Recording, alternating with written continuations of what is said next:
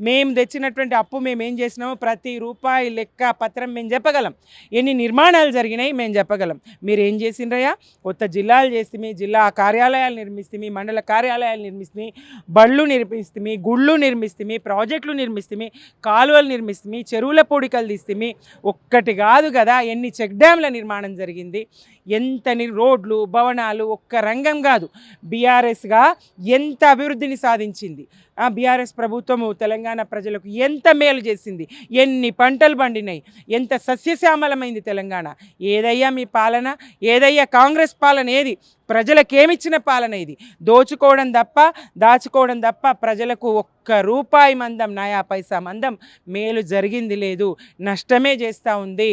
ఖండిస్తూ ఉన్న ముక్త కంఠంతో కేసీఆర్ గారు చావు నోట్లో తలబెట్టి ఉద్యమం చేస్తే, తెలంగాణ రాష్ట్రాన్ని సాధించిన రాష్ట్రాన్ని ప్రగతి పథంలో పరుగులు పెట్టిస్తే, ఆ మహానేతను, ఆ దార్శనికుణ్ణి, తెలంగాణ జాతిపితను ఇవాళ అవమానించే విధంగా నోటీసులు ఇస్తారా? అనుమానించే విధంగా నోటీసులు ఇస్తారా? దుష్ప్రచారాలు చేస్తారా?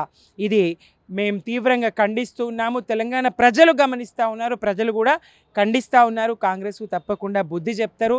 మున్సిపల్ ఎన్నికల ముందర ఈ డ్రామా ముందరేసుకొని నాటకాలు ఆడుతున్నటువంటి కాంగ్రెస్కు ప్రజలు తప్పకుండా బుద్ధి చెప్తారు.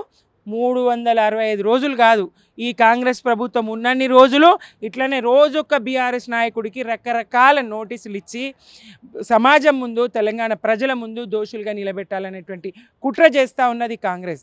ఈ కుట్రలు కూల్తాయి. మీరు ఎంతమందిని పిలిచినా, ఎన్ని రోజులు ఈ నాటకాలు ఆడినా ప్రజలన్నీ గ్రహిస్తూ ఉన్నారు.